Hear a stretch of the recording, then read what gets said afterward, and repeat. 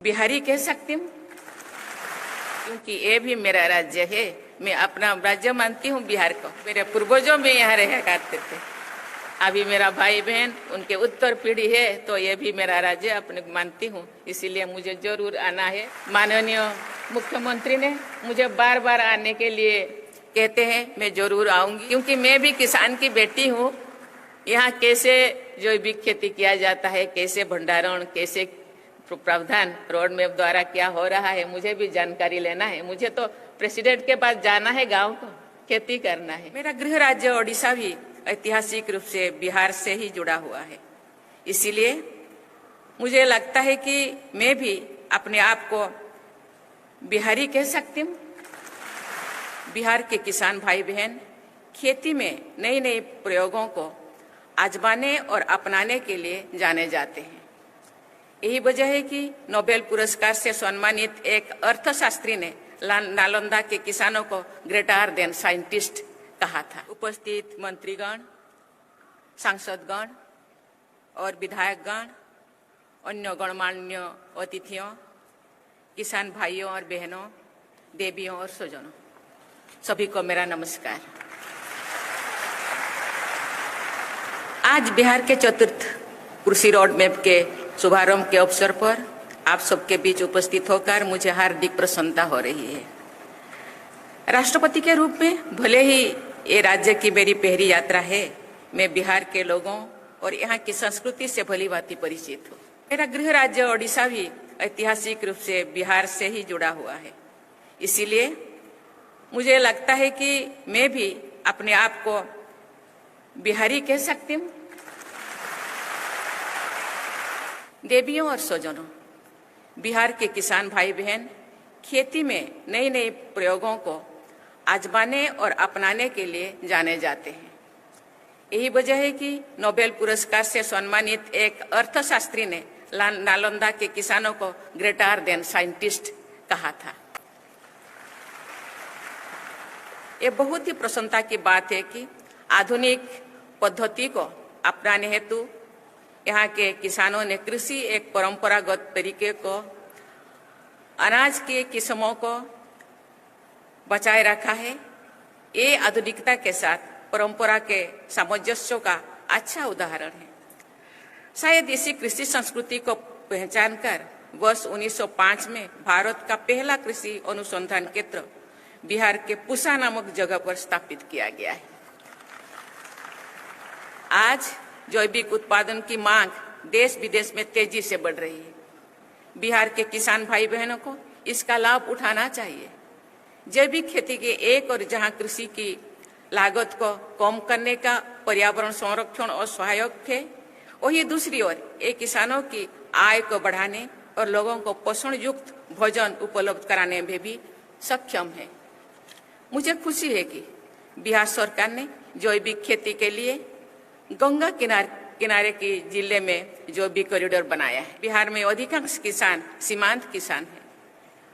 उनके लिए आधुनिक यंत्रों का उपयोग आर्थिक दृष्टि से व्यवहारिक नहीं होता है, अतः कृषि और पशुपालन का एक दूसरे के पूरक के रूप में प्रयोग किसानों को आर्थिक रूप से सबल बनाने की दिशा में महत्वपूर्ण है। मुझे बताया गया है कि हाल के वर्षों में बिहार में बहुत कम बारिश हुई है।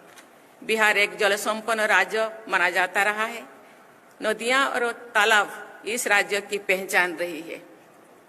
इस पहचान को बनाए रखने के लिए जल संरक्षण पर ध्यान देना अत्यंत आवश्यक है। मेरी राय है कि जलवायु परिवर्तन की चुनौती से निपटने में क्लाइमेट रेजिलिएंट एग्रीकल्चर महत्वपूर्ण भूमिका निभा सकता है। वर्तमान कृषि पैटर्न में बदलाव लाकर बायोडायवर्सिटी को बढ़ावा दिया जा सकता है। जल स्रोतों का दोहन कम किया जा सकता है। मिट्टी की उर्वरता का संरक्षण किया जा सकता है और सबसे बढ़कर लोगों की थाली में संतुलित भोजन पहुंचाया जा सकता है। मुझे ये जानकर प्रसन्नता हो रही है कि बिहार की एक प्रमुख फसल मक्के से इथेनॉल का उत्पादन किया जा रहा है। फसिल फ्यूल पर निर्भरता को कम करने, पर्यावरण संरक्षण और देश की ऊर्जा सुरक्षा की दिशा में ये एक महत्वपूर्ण कदम है। बिहार अनानास, आम, केला, अमरूद और लीची का प्रमुख उत्पादन राज्य है। यहाँ पर गोभी, बैंगन, आलू, प्याज जैसी सब्जियां भी प्रचुर मात्रा में उगाई जाती है। बिहार के मखाना, कतरनी चावल, मोर्चा धान, जर्दालू आम, सही लीची और मौघी पान को जीआई टैग मिला हुआ है। लेकिन सब्जियों और फलों के बड़े पैमाने पर उत्पादन में भंडारण, परिवहन और बाजार जैसी समस्याओं सामने आती है। उचित भंडारण, सस्ती और विश्वसनीय परिवहन व्यवस्था और व्यापक बाजार उपलब्ध कराकर फलों और सब्जियों के उत्पादन को प्रोत्साहित किया जा सकता है। मुझे खुशी है कि चतुर्थ कृषि रोड मैप के प्रोसेसिंग यूनिट्स बनाने, मेगा फूड पार्क स्थापित करने और एक्सपोर्ट इंफ्रास्ट्रक्चर विकसित करने जैसे प्रावधान है।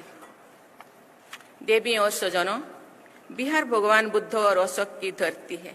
उन्होंने संपूर्ण मानवता को शांति और सद्भाव का पाठ पढ़ाया है। आप इस पावन धरती के वासी हैं, इसीलिए आपसे ये अपेक्षा की जाती है कि आप एक ऐसी समाज का आदर्श प्रस्तुत करें जिसमें देश और कलह की कोई गुंजाइश नहीं होना चाहिए।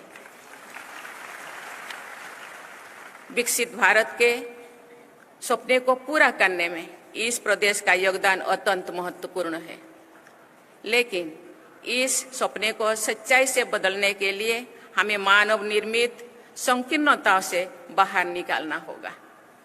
बिहार को एक विकसित राज्य बनाने के लिए समेकित विकास के अलावा कोई विकल्प नहीं। राज्य के नीति निर्माताओं और जनता को बिहार की प्रगति के लिए एक रोड मैप निर्धारित करना होगा और उस पर चलना होगा।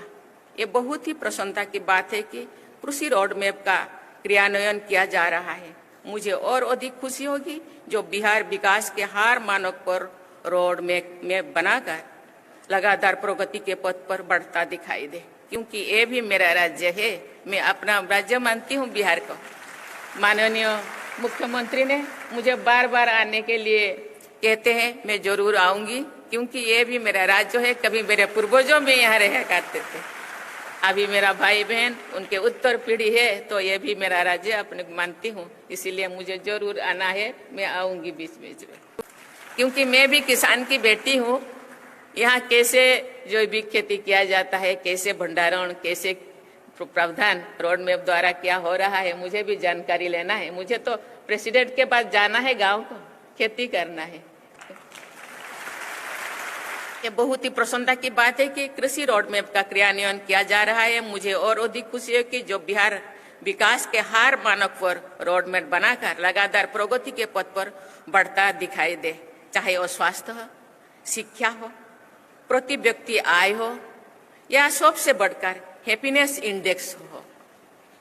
अतः मैं आप सबको नवरात्रि, दुर्गा पूजा और दशहरा की बधाई देती हूँ, क्योंकि अभी नवरात्रि चल रहे हैं। सब माँ दुर्गा की नवी पूजा को पूजन करते हैं। ये हम लोगों का बहुत सारे त्योहारों में से एक सबसे बड़ा त्योहार है।